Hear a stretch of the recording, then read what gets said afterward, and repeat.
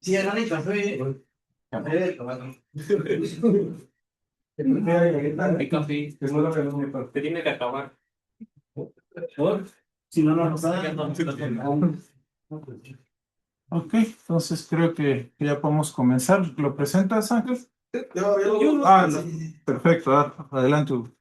ok, bueno, buenas tardes a todos. Bienvenidos a otra charla del Seminario de Topología. El día de hoy tenemos la participación del matemático Víctor Eduardo San Martín Macías. Eh, Víctor realizó la licenciatura en la Facultad de Ciencias de la UNAM, donde desarrolló su tesis sobre grupos de dimensión geométrica 1. Actualmente está realizando, se encuentra en el programa de posgrado y nos va a presentar, perdón, de la UAM Iztapalapa, y nos va a presentar esta charla que lleva por nombre Límites proyectivos en álgebras topológicas. Entonces, adelante, Víctor. Muchas gracias por la presentación. Y primero, gracias a los organizadores por la invitación y la oportunidad de presentar esta charla aquí. También a los asistentes, gracias por darse el tiempo de venir. En esta ocasión, como lo mencionaba Hugo, voy a platicar sobre límites proyectivos en álgebras topológicas, ¿no? El contenido de la charla está dividido principalmente en dos bloques. Primero, voy a platicar sobre álgebra topológica, de su definición, y voy a aclarar a qué me refiero ¿con qué me refiero a decir álgebra topológica? Vamos a ver algunas clases de estas y ya en la segunda parte vamos a ver la descomposición de Ehres-Michael, que es un límite proyectivo para una clase muy específica de álgebras topológicas. No se preocupen si nunca han trabajado con límites proyectivos, aquí vamos a ver toda su construcción y su definición. Y para terminar vamos a ver cómo esta construcción se puede generalizar para clases más grandes de álgebra topológica. Entonces, pues previo a decirles qué es una álgebra topológica de nuestros cursos de álgebra lineal, hay que recordar lo que es un espacio vectorial sobre un campo K. Pues no es más que un conjunto con dos operaciones, una multiplicación por escalar y una suma, que lo hace el grupo abeliano. Y estas dos operaciones deben ser compatibles, de cierta manera, ¿no? Me refiero con esto, pues que el uno del campo, bajo la multiplicación por escalar, deja fijos a todos los elementos de X. Y además, la multiplicación por escalares distribuye sobre la suma, ¿no? de X. En cuanto a esto, decimos que X es un espacio vectorial sobre un campo K. Un álgebra es algo muy parecido a un espacio vectorial, solo que en el conjunto A de vectores agregamos un producto, una multiplicación, ¿no? Debe de cumplir las mismas condiciones que un espacio vectorial, solo que ahora la multiplicación por escalares junto con esa nueva operación deben ser compatibles. ¿De qué manera? Pues los escalares deben de asociar, al multiplicarlos, deben de asociar bien al multiplicar vectores, ¿no? Es la única condición que agregamos. Y usualmente consideramos que K es o bien el campo de los números complejos o bien el de los números reales. Casi siempre es el de los números complejos. Y bueno, ya una álgebra topológica es una pareja A, Tau, donde A es un álgebra, Tau es una topología para A, que hace de todas las operaciones del álgebra continuas, considerando siempre la topología producto en el dominio. Aquí algunos autores consideran álgebra topológica como aquellas que tienen el producto separadamente continuo. ¿A qué me refiero con esto? Que dado un elemento fijo y consideramos sus operadores de multiplicación izquierda y derecha, estas funciones resultan ser continuas, ¿no? Y eso es para cualquier elemento arbitrario. Algunos a esas álgebras les llaman álgebras semitopológicas, ¿no? En nuestro caso, pues vamos a estar pensando en álgebras topológicas con el producto conjuntamente continuo, con el producto, con la topología producto en el dominio. Vamos a ver. Y justo esto, se puede decir que esta es la riqueza de las álgebras topológicas, ¿no? Al considerar dos estructuras simultáneamente en un mismo conjunto, una estructura algebraica, la de ser álgebra, y una estructura topológica, y haciéndolas compatibles mediante esta condición de continuidad sobre las operaciones, ¿no? Y una primera clase de álgebras topológicas son las álgebras de Banach. Para eso hay que recordar lo que es una norma. Una norma pues, se define para espacios vectoriales. Es una función no negativa que cumple tres condiciones, que es absolutamente homogénea,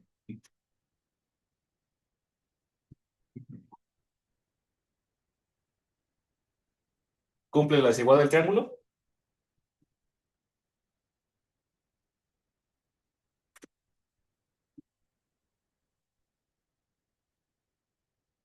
y es no degenerada.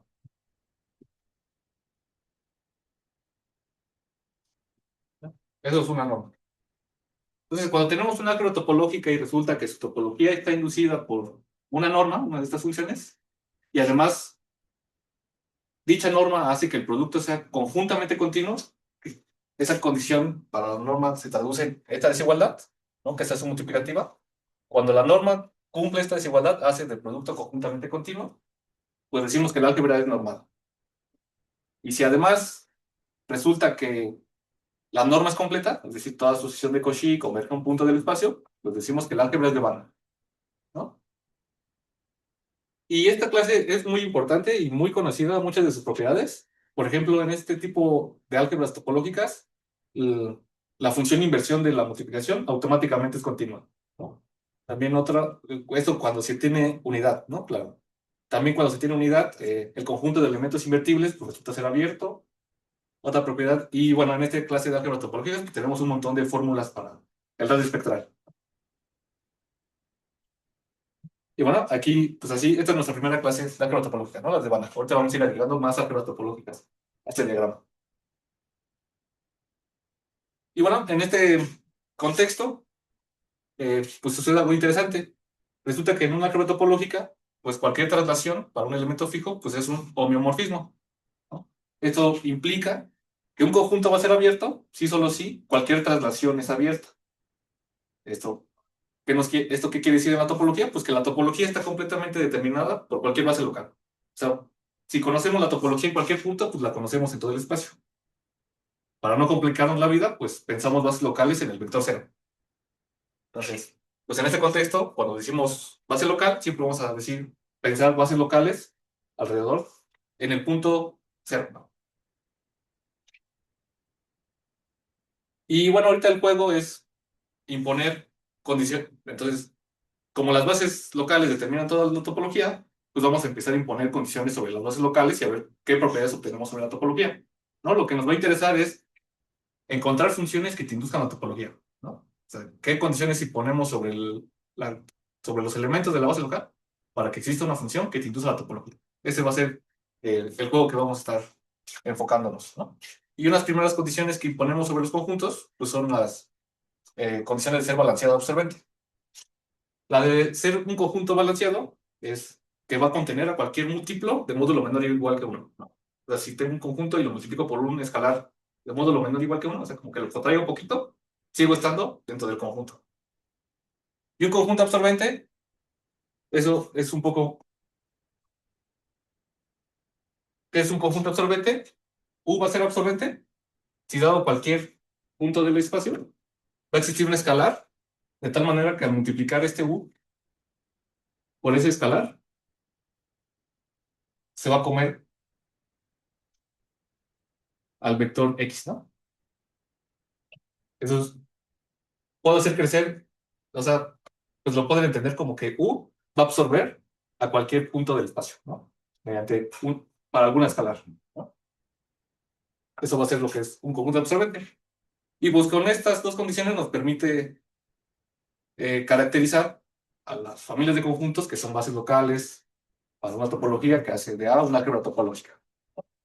Una familia de conjuntos va a cumplir todo esto si cumple estas 6 condiciones. Lo primero, que el cero pues, está en todos los elementos de la familia.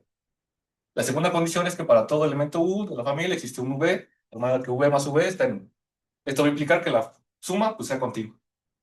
La tercera condición pues, es que para todo U en la familia y en cualquier escalar no cero, existe un V de tal manera que V se queda en lambda por U. Esto va a implicar de igual manera que el producto, la multiplicación por escalares sea continua. La cuarta condición es que para todo para todo elemento U de la familia pues existe un V balanceado que está contenido, que V está contenido en U. O sea, podemos refinar mediante conjuntos balanceados. La quinta condición es de que todo elemento U de la familia pues es absorbente. No debe de cumplir esta condición de comerse a los vectores del espacio. Y la sexta condición es la que hace del producto conjuntamente continuo. Para todo U elemento de la familia existe un V, de manera que V por V está en U. A lo mejor estas condiciones de balanceado absorbente podrían llamar la atención, pero estas vienen motivadas de propiedades que cumplen las bolas en espacios métricos y normados, ¿no? Ejemplos triviales de conjuntos que cumplen esto, pues son las bolas en espacios métricos y normados. Y pues estas nociones vienen muy inspiradas en del análisis funcional, en las demostraciones de teoremas fuertes como el teorema de Hahn-Banach, ¿no? Que es cuándo podemos extender una funcional lineal de un subespacio a todo el espacio, salvando la norma, pues es donde salen a reducir estas propiedades. Entonces, esto viene inspirado muy fuerte por el análisis funcional. Y un primer teorema que nos hace ver este juego entre condiciones que imponemos sobre la base local y una función que te induce a la topología, pues es cuando la base local es numerable. En ese caso, la topología va a ser matrixable. Es decir, existe una métrica que te induce la topología. Aquí un par más de condiciones que ponemos sobre los conjuntos es la de ser conjunto convexo y acordado. El conjunto convexo es lo de siempre, para cualesquiera dos puntos del espacio, del conjunto, el segmento que los une sigue estando en el conjunto. Y aquí la noción de ser conjunto acotado difiere un poco de lo que conocemos usualmente como ser un conjunto acotado, ¿no? Aquí U va a ser acotado y para todo, ¿no? Para todo básico, eh, todo básico se lo va a comer, ¿no? Voy a poder hacer crecer este TV de tal manera que se va a comer a U. Eso va a ser un conjunto acotado en ese sentido. Esa es una noción más general de conjuntos acotados. U va a ser acotado, sí, para cualquier V de la base local. Puedo hacer crecer ese básico mediante multiplicar producto por escalar, de tal manera que ya se come a U. Esa va a ser noción de acotamiento. Y pues un teorema que nos hace ver la importancia de estas condiciones, pues es el siguiente. Para espacios vectoriales topológicos, un espacio vectorial topológico pues es casi una álgebra topológica, solo que nos olvidamos del producto, ¿no? En este caso pues va a ser normable si tiene una vecindad que cumple estas dos condiciones, ¿no? Que es convexa y acotada. ¿No? Aquí pues igual está pasando ese fenómeno de que imponemos condiciones no sobre toda la base local, sino sobre una vecindad, y va a existir una función que te induce la topología, ¿no? Pero bueno, aquí estamos solo pensando en casos pues, muy conocidos, normables y métricos. También mucho del espíritu de las álgebras topológicas es estudiar espacios que no necesariamente sean normables, ¿no? Entonces esa es la dirección a la que vamos a ir, ¿no? Una primera clase de álgebras que no necesariamente son normables son las álgebras topológicas localmente convexas, ¿no? Son aquellas que tienen una base local convexa, es decir, todos sus elementos son conjuntos convexos. Aquí va a aparecer, en este caso, no va a existir una sola función que te induce la topología, sino va a existir una familia de funciones que te induce la topología. Y dichas funciones pues, van a ser seminormas. Las seminormas, pues, es algo muy parecido a lo que es una norma, solo que estamos relajando la condición de la no degeneración, ¿no? Aquí puede haber vectores no cero, que al evaluarlos te den cero. Es la única condición que está cambiando de seminorma y norma. Entonces, como les decía, aquí lo que va a pasar es que va a existir una familia de seminormas que te van a inducir la topología. ¿Y cómo las vamos a obtener? ¿Cómo vamos a pasar de pues, tener una base local de convexos a las seminormas? Pues va a ser mediante la funcional de Minkowski. La funcional de Minkowski se define para subconjuntos absorbentes, ¿no? Estos que se comen a cualquier punto del espacio mediante la multiplicación por escalar, ¿no? Se definen para este tipo de conjuntos y se definen de esta manera. Va a ser el ínfimo de los escalares positivos que se comen a un vector dado. Y esto va a estar bien definido, claro, porque pues, son conjuntos absorbentes, entonces estos números, esto siempre va a ser un número. Y por la quinta condición de que todos los elementos de la base local son absorbentes, pues vamos a poder definir la funcional de Minkowski para cada uno de los miembros de la base local.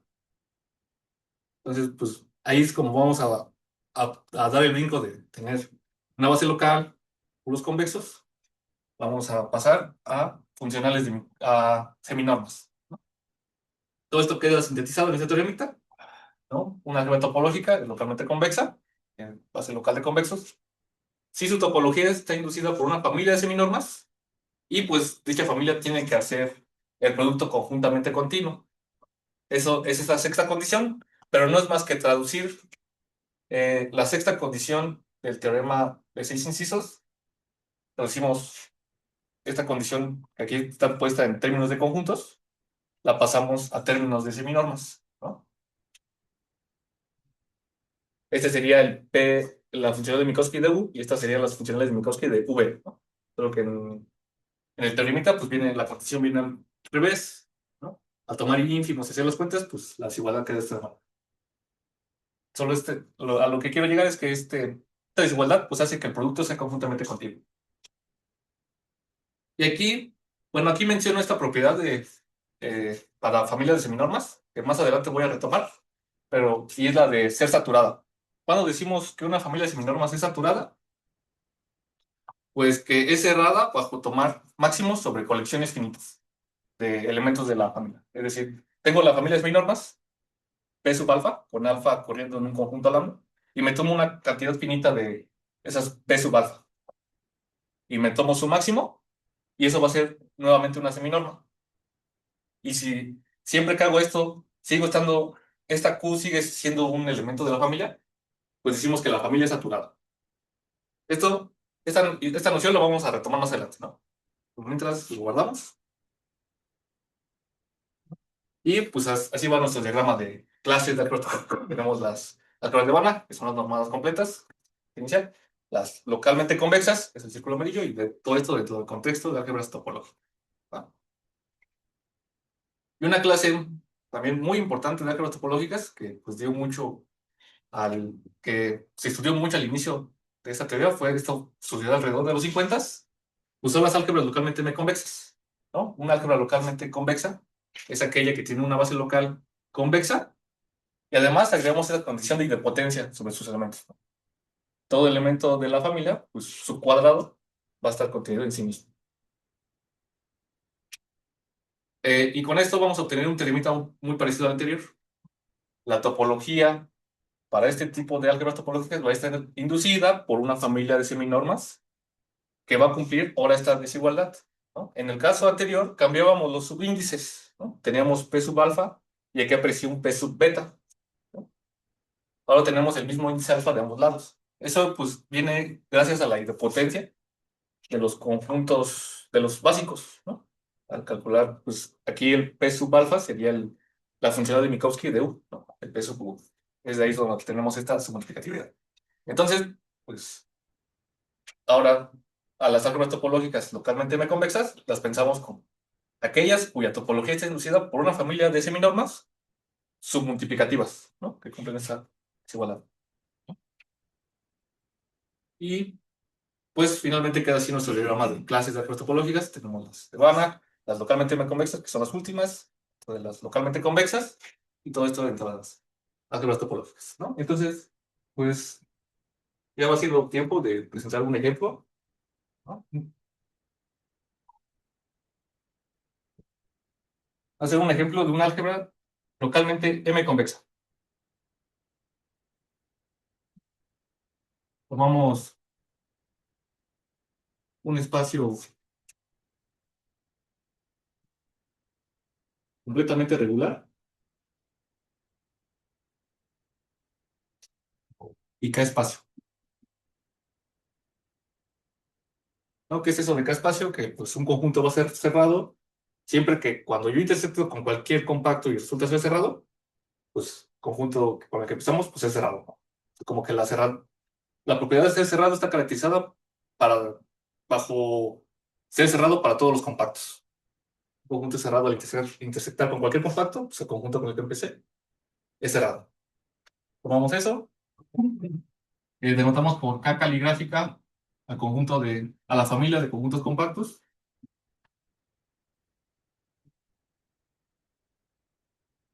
Denotamos por C de X las funciones continuas que van de X a C, ¿no? Y para cada compacto definimos la seminorma P sub K, ¿no? Como tomar el supremo sobre ese compacto.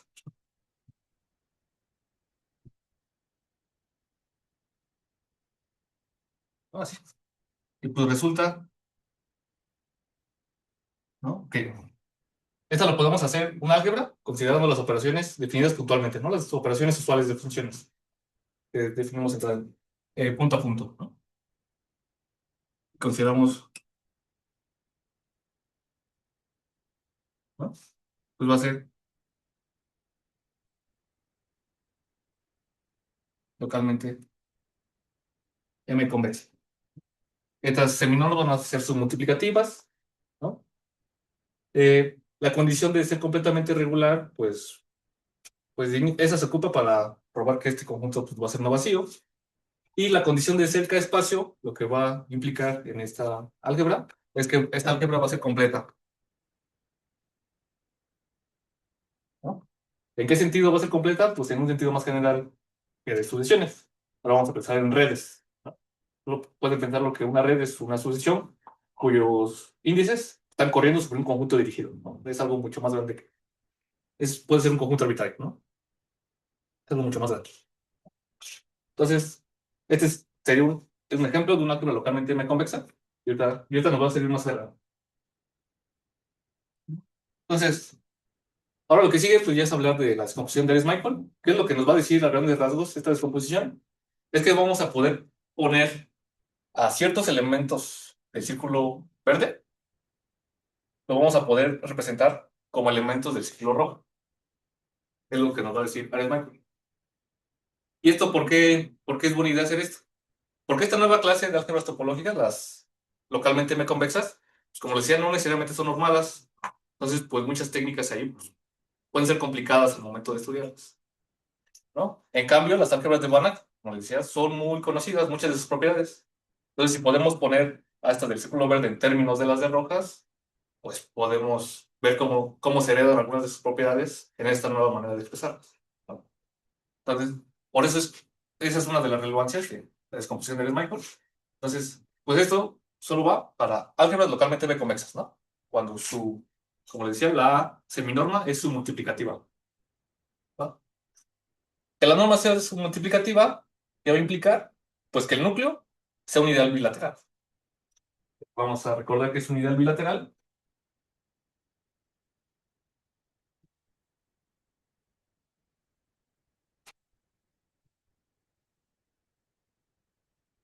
Sí, cumple dos condiciones. Y es un subespacio vectorial.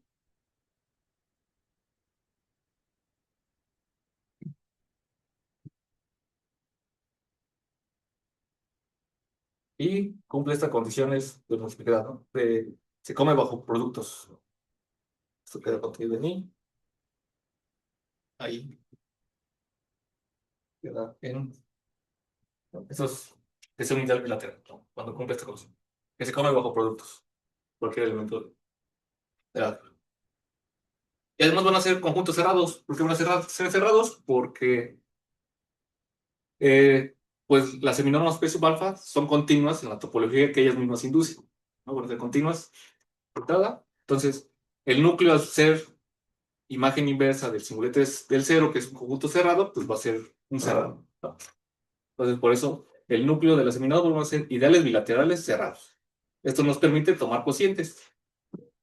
Al tomar y bueno, en el cociente vamos a usar esa notación. X sub alfa va a ser la clase que tiene como representante X bajo, al tomar cociente con el núcleo de la seminorma P sub alfa. Si lo escribimos, este cociente va a ser una álgebra normada, considerando esta norma, bueno, definiendo así esta función, W barra sub alfa, como evaluar en la seminorma en un representante. Esto, por la desigualdad de triángulo de P sub alfa, esto va a estar bien definido. Naturalmente, la función W barra va a heredar la homogeneidad de P sub alfa, la desigualdad del triángulo, y lo único que falta es ver por qué esta ya no degenerada, ¿no? Para que cumpla la definición de norma, que es una norma anticuada a la extensión de la palabra. Pues si evaluamos una clase en esta función W barra y nos da 0, pues quiere decir que P sub alfa del representante nos dio 0. Eso quiere decir que X desde un inicio ya estaba en el núcleo de la seminorma, ¿no? Pues era la clase del 0. Entonces esto ya es una norma en esta álgebra, ¿no? Entonces tenemos esta álgebra normada, completamos. Esa completación la denotamos como A sub alfa. La norma la seguimos escribiendo de la misma manera, que es un abuso de notación, pero la seguimos escribiendo igual, ¿no? Y obtenemos una álgebra de Banach, que es la A sub alfa. Entonces para cada seminorma, P sub alfa, pues construimos un álgebra de Banach. ¿Va? Y pues tenemos un montón de álgebras de Banach, ¿no? Y tantas como lambda. Entonces, ¿qué hacemos? Tomamos su producto. Tomando el producto y definiendo las operaciones entrada-entrada, pues va a ser una álgebra topológica. Esto se verifica recurriendo a la definición, ¿no? Directamente a la definición. Viendo que las operaciones son continuas con la topología de producto. Y pues con esto vamos a poder definir un encaje del álgebra con el que empezamos a este producto de álgebras de Banach. ¿Cómo vamos a definir ese encaje? Pues un punto aquí en A, lo vamos a mandar al juego de coordenadas, donde cada coordenada es la proyección al respectivo cociente. Va a ser, pues sus coordenadas van a ser sus respectivas clases, bueno, sus respectivas proyecciones, ¿no? Así va a ser definido. Este va a ser un encaje de álgebras topológicas. Es decir, abre sumas, abre productos, abre productos por escalares, etc., ¿no? Y es continua, ¿no? Entonces, este es un primer acercamiento a la descomposición de Reed-Michael. ¿Qué tenemos? Que toda álgebra localmente M convexa la podemos encajar en un producto de álgebras de Banach. Ahora lo que sigue es refinar, o más bien precisar, quién es la imagen de este encaje, ¿no? Y ya con eso vamos a obtener la descomposición. Entonces, ahí vamos a hacer dos cosas. Voy a borrar acá.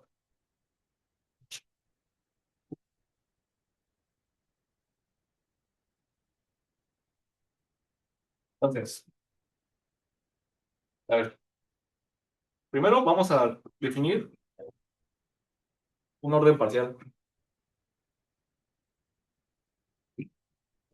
para el conjunto de índices lambda, ¿no?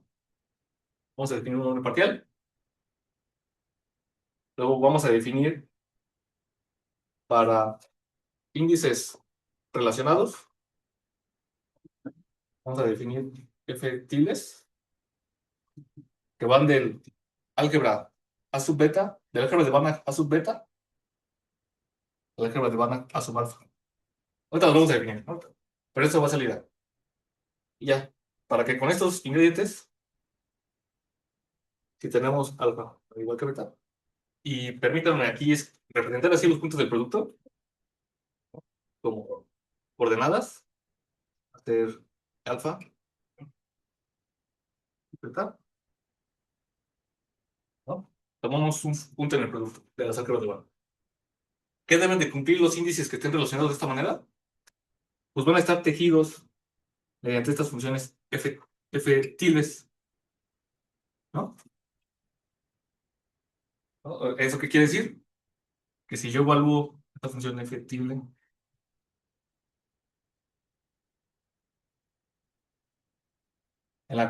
si yo evalúo las f tilde en la coordenada beta, me da la coordenada x alfa. Entonces, a eso es lo que vamos a llegar.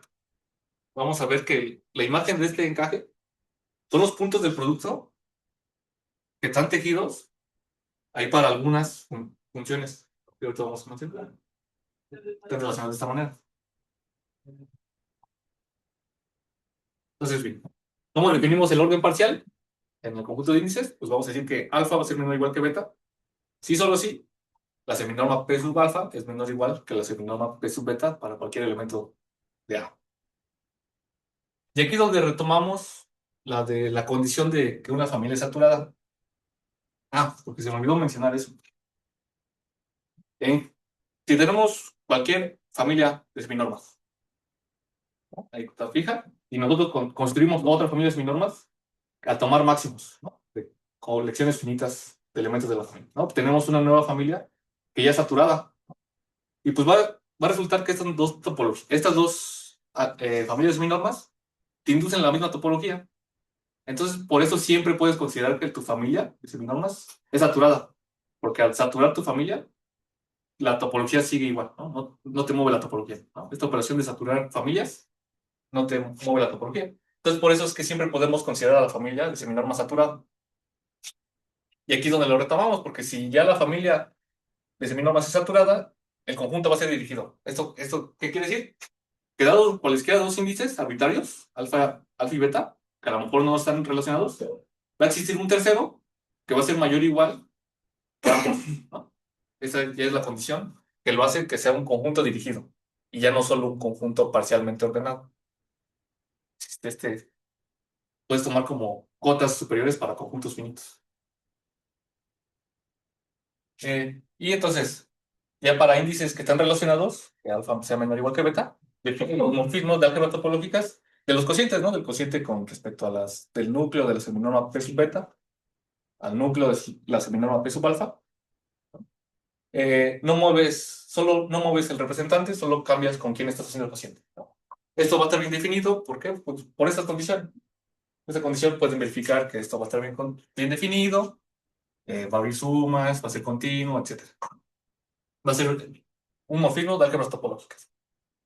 Y ya, entonces como este cociente es denso en su completación, pues extiendes lineal y continuamente a toda la álgebra de Banach, a sub beta, ¿no? Y esa es la F tilde, ¿no? Esas son las F tildes, las extensiones de esas. Pero ya son funciones que van de las álgebras de Banach, ¿no? A sub alfa, de A sub beta a sub alfa. Con todo esto, ¿qué obtenemos? Tenemos esta tripleta, ¿no? Esta terna. Un montón de álgebras de Banach, ¿no? A sub alfa. Un montón de funciones que van entre ellas, ¿no? A F tildes. Tenemos un montón de funciones que pues, van entre estas álgebras de Banach, ¿no? Y todo esto indexado bajo lambda, que es un conjunto dirigido. Esto ya es lo que se le conoce como un sistema proyectivo de álgebras topológicas. Esta noción pues, es categórica, ¿no? Aquí lo estamos viendo en la categoría de álgebras topológicas, pero esta palabra de sistema proyectivo se puede definir en general en cualquier categoría. Aquí con los objetos y las flechas que cumplen. Y los sistemas proyectivos deben de cumplir estas dos condiciones. Que si te tomas cualquier índice, F tilde de alfa alfa, pues va a ser la identidad en la respectiva álgebra de Banach a sub alfa. Y si tienes este índice relacionado de esta manera, la composición se va a comportar bien con esa relación, ¿no? Va a abrir bien. Ya cuando tienes esto, ya, esto va a ser un sistema proyectivo. Ya con un sistema proyectivo, puedes definir el límite proyectivo, que es este, que van a ser los puntos del producto, cuyas coordenadas están tejidas con las funciones F tildes, ¿no? ¿Qué es lo que le decía? Bueno, ya van a estar las coordenadas de esos puntos del producto, pues van a estar tejidos de esta manera. ¿Ya?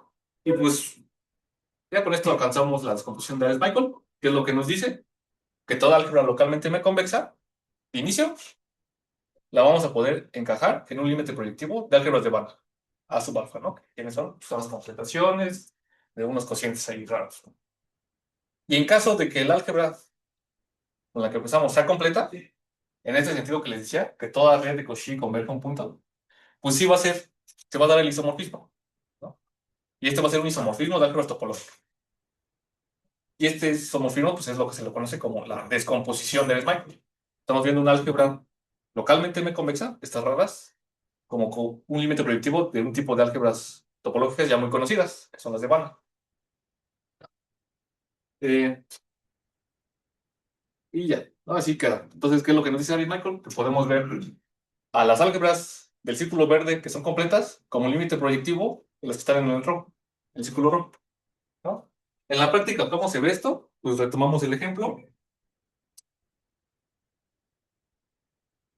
Este es un ejemplo de una álgebra localmente M convexa completa. ¿Cómo va a ser su descomposición en Ernst Michael? Pues simplemente calculamos los cocientes. Los cocientes con los núcleos de las seminormas, ¿no? Va a resultar, sí, permítanme escribir, este es C sub C de X, ¿sí? Es el factor topológico. Cociente con el núcleo de P sub K. Pues esto va a ser isomorfo como álgebra topológica a las funciones continuas que salen del compacto K. Bueno, va a suceder esto. Ya. Entonces, con eso podemos concluir.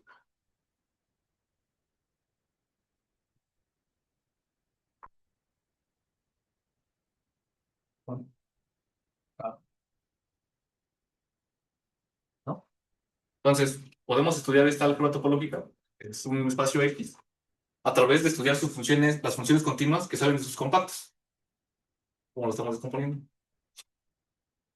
Eh, Les presento otro ejemplo.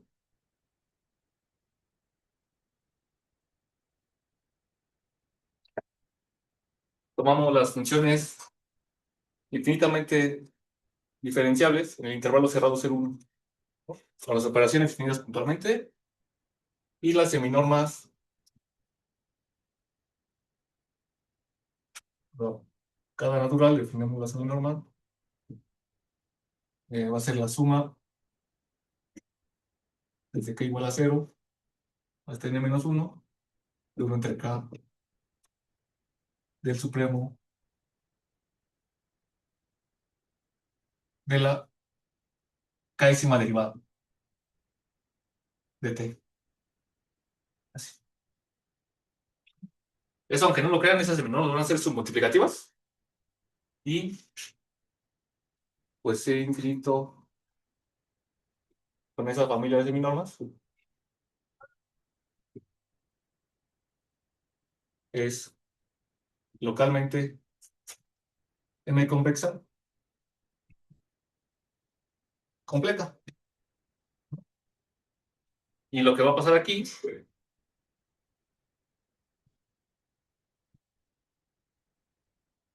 los núcleos pues van a ser las funciones n veces derivables, intervalo 0. Los factores en su descomposición de Michael van a ser estas álgebras. Bueno, ya. Entonces, podemos descomponer esta álgebra de funciones infinitamente diferenciables como las álgebras de las funciones finitamente diferenciables.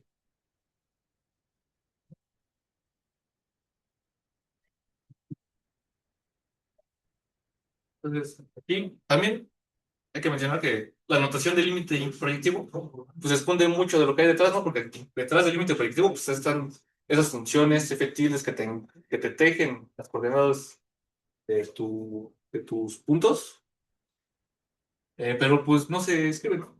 En la notación no se involucran, ¿no? Simplemente escribes así las álgebras, ¿no? Con las que estás trabajando. Y así, ¿no? Y bueno, pues ahora una la pregunta que sigue es si podemos hacer lo mismo para algunas álgebras del círculo amarillo. Las podemos ver como límite proyectivo de otra clase de álgebras topológicas. A lo mejor no necesariamente que estén aquí, sino para otra clase. Y pues la pregunta del millón es si podemos hacer lo mismo para la clase general, ¿no? De álgebras topológicas. ¿Las podemos representar como límite proyectivo de alguna clase de álgebras topológicas? Y pues la respuesta es que sí. Esas clases van a ser las de F álgebras y las álgebras de Fréchet, ¿no? Las F álgebras son las álgebras topológicas que son completamente metrizadas, ¿no? Ahí mediante una métrica invariante bajo traslación. Y las álgebras de Fréchet solo agregas la condición de localmente convexo, ¿no? Es una F álgebra que es localmente convexa. Y pues Milner en el 75 probó que toda álgebra topológica completa la puedes ver como límite proyectivo de las F álgebras. Y si le agregas la condición de ser localmente convexo, pues, lo pones en ambos lados. La hipótesis y el consecuente. Y justo la idea de esta demostración viene inspirada en la demostración del primer teorema que les comentaba, de cuando una álgebra topológica es metrizable, ¿no? Esto sucedía cuando la base local era numerable. Tenía una base local numerable. Porque si mira uno con cuidado esa demostración, no se da la métrica directamente. Te define una función auxiliar que va a ser algo muy parecido a una norma o a una seminorma, ¿no? Algo muy parecido. Y ya con eso es lo que te ayuda a definir la métrica. Que en este caso, pues no tenemos bases locales numerables. ¿Cómo lo hacemos? Pues tomamos cadenas numerables de la base local. Entonces, para cada cadena numerable, podemos replicar esa construcción. Entonces, para cada cadena numerable, vamos a obtener una función que nos va a permitir hacer toda la construcción de Ares-Micro. Nos va a permitir tomar cociente con respecto a su núcleo y todo eso. Y al hacer cociente, pues ya vamos a tener un álgebra cuya base es numerable, cuya base local es numerable, entonces ya de la métrica completamos y tenemos la CFA. Entonces, para cada cadena numerable de la base local, obtenemos una F álgebra. Y así, y esa es la idea de la descomposición en este caso. Ya si agregas la condición de ser localmente convexo, lo agregas tanto en el álgebra con la que inicias como en los factores, ¿no? Tienes también la convexidad de los factores. Y pues todo esto se pudo hacer gracias a que pudimos plantearnos eh, en un espacio topológico, verlo como eh, un espacio generado por, bueno, cuya topología está inducida por una familia de funciones, ¿no? Y tomar conscientes, de aplicar técnicas algebraicas y obtener descomposiciones, ¿no? Que luego nos facilitan la vida. Las referencias para esto, pues este primer artículo habla sobre esta última descomposición que les mencionaba, sobre las cadenas y todo eso, entra con eso en detalle, es este de Abel, la representación en álgebras topológicas. Este libro de Fragolupulo, ahí vienen estos ejemplos que les mencionaba, ahí con todo detalle, ahí sí vienen todas las cuentas, y vienen muchos más ejemplos, aquí sí, un montón de ejemplos que se aplican en física, luego hay muchos ejemplos que se aplican directamente a física. Esta es una tesis de aquí de la UAM, de maestría, que habla de límites proyectivos, pero eso va enfocado un poco, sí aborda estos temas, pero sí para ciertas clases de álgebras topológicas todavía más generales, ¿no? De las que mencionamos aquí. Y este es el artículo de Müller, donde vienen estos últimos teoremas que les mencionaba. Y pues este es el libro de Schaeffer, donde pueden consultar las demostraciones del inicio, ¿no? Al espacio, cuando una álgebra topológica es metrizable y cuánto es normal. Y pues sería todo de mi parte, gracias.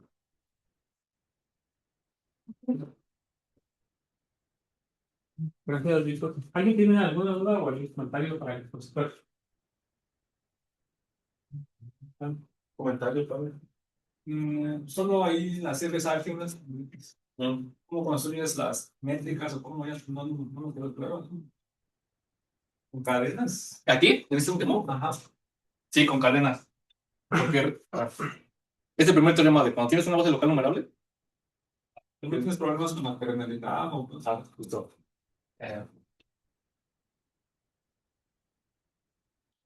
Esta función les dije que defines antes de definir la métrica, eso es lo que se le conoce como una F seminor.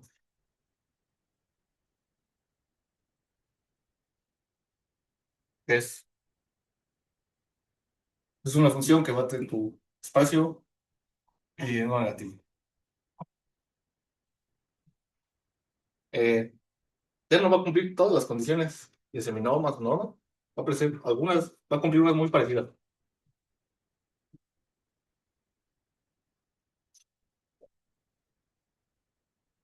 La desigualdad de triángulos esa sigue apareciendo, esta no la perdona.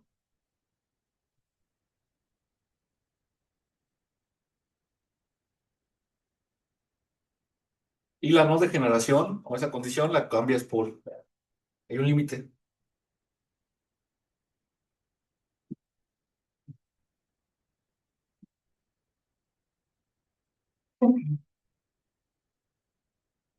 Entonces, en esa demostración del primer teorema, cuando tienes una base local numerable, construyes una de estas funciones. Y ya cuando tomas la resta, esa es tu métrica.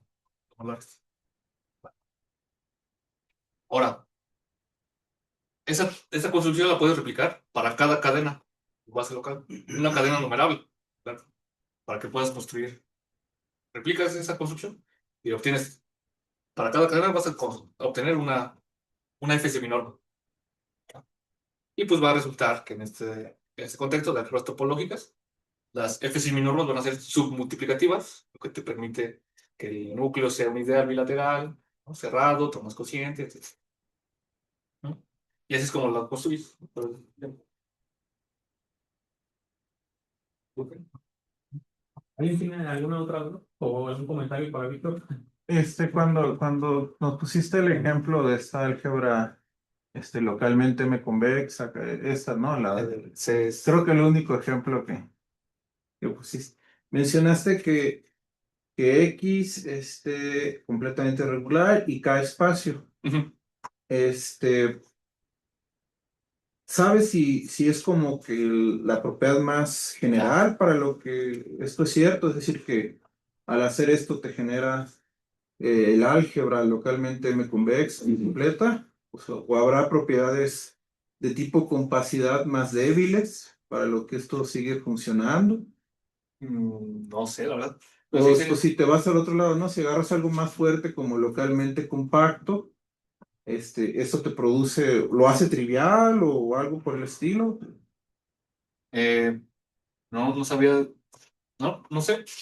En, justo algo que he visto que sucede en este área, que muchas veces se quedan con el álgebra y Ujú. ya, ¿no? Luego no se dedican a ver este lado, ¿no? Justo a las propiedades topológicas que le estás pidiendo a tu dominio, Ok, casi nunca las voltean a ver. Siempre, no, pues pídete un espacio que cumpla todo lo que quieras y ya, eso te alcanza. ya, ok. Y es que en la mayoría de los casos esos espacios son triviales, ¿no? Las de continuo, ¿Las qué? las especies de funciones continuas definidas por el espacio, ¿no? En algunos casos son triviales, ¿no? Se te da la únicamente la C. Ajá, bueno, pero como le pide ahí completamente regular, Ahí sí, ¿no? ahí sí ya Sí. tiene muchas funciones. Ajá, pero bueno, está bien, solo tenía esa duda, ¿no? Si tú sabías si al debilitar la propiedad ya se rompía todo esto, o al hacerla más fuerte, o se hacía trivial, de que era una consecuencia trivial, o tenías muchas mejores propiedades. No sabía. Ok.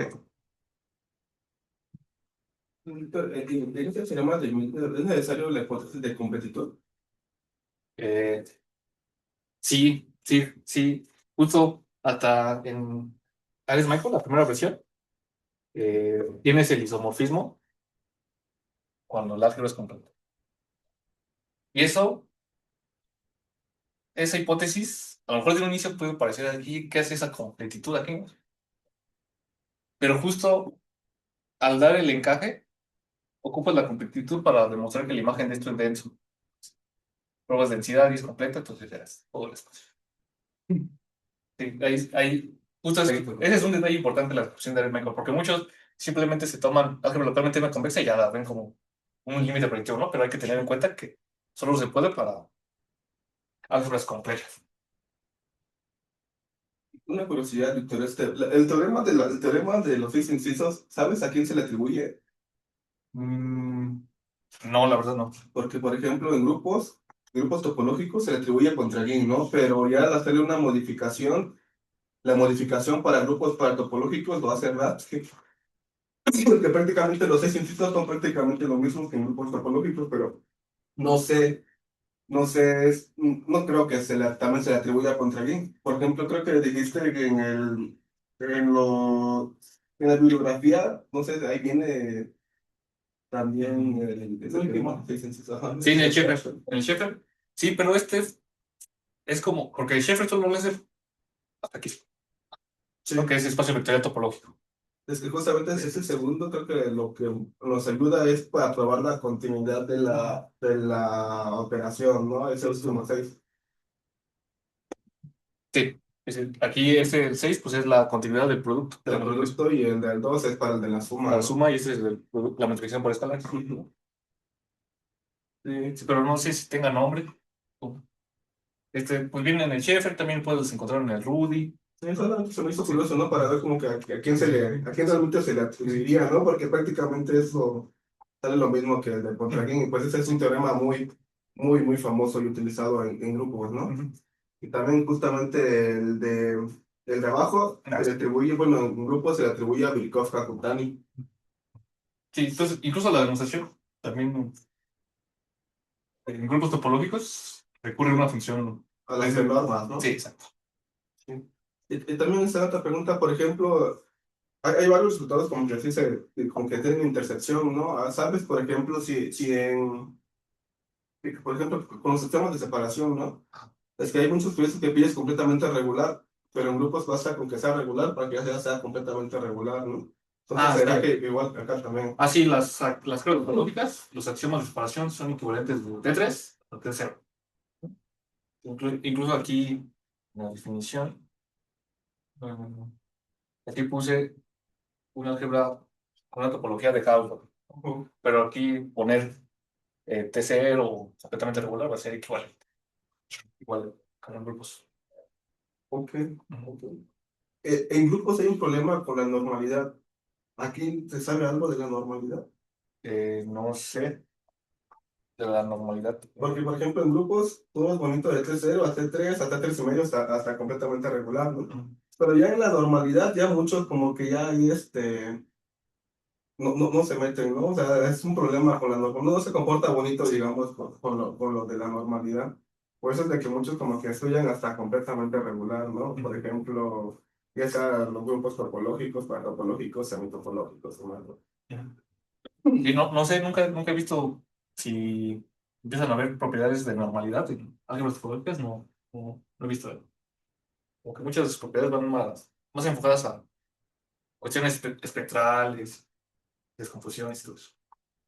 Y también eso, hablando de espectros, bueno, ya solamente como comentario, ¿no? Eso de los límites proyectivos, en un libro de grupos lo leí como espectro, el espectro del grupo, y por otro lado también los he visto como límites inversos, ¿verdad? Lo que les Sí, comentaba, límites. padre. Sí, también, sí, y aquí ya les mencionaba, los llamé proyectivos, pero también proyectivo por inverso. Es sinónimo. No, pues ya para terminar, pues felicitarte, fue una muy buena plática, muy completa. Entonces,